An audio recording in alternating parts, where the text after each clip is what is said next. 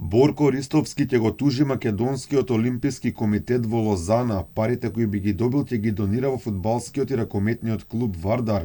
Суспензијата од 4 години која ја доби легендарниот голман може да го чини МОК меѓу 180 и 230 илјади евра според правниот тим на Ристовски.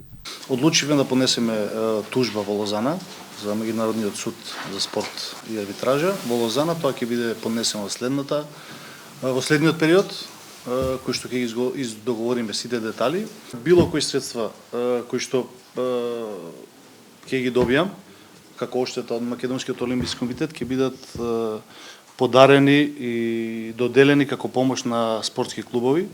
Која и да биде висината, уште од сега најавам, ќе биде поделена, пола ќе ја донирам како помош за РК Вардар, пола ќе ја донирам како помош за ФК Вардар. Ристовски го повика обвинителството да отвори истрага за можни кривични дела сторени од првиот човек на МОК, Даниел Димевски, зашто имале документи пред се за закуп на спортски објекти во државна собственост. До што ние го знаеме дека има многу индици за сторен криминал години наназад. И мојата борба денеска е само да се тргнат оваквите луѓе од спортот, значи никако поинаку.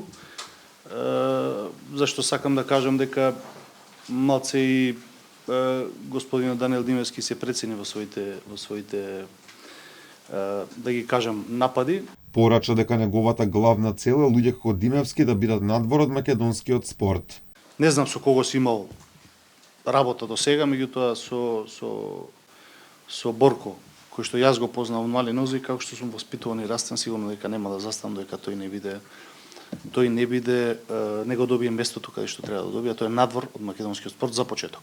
Инаку МОК му доделе суспензија од 4 години на Ристовски, бидејќи во гостување во за или против на Алфа јавно говорел против првиот човек токму на Олимпискиот комитет Даниел Димевски.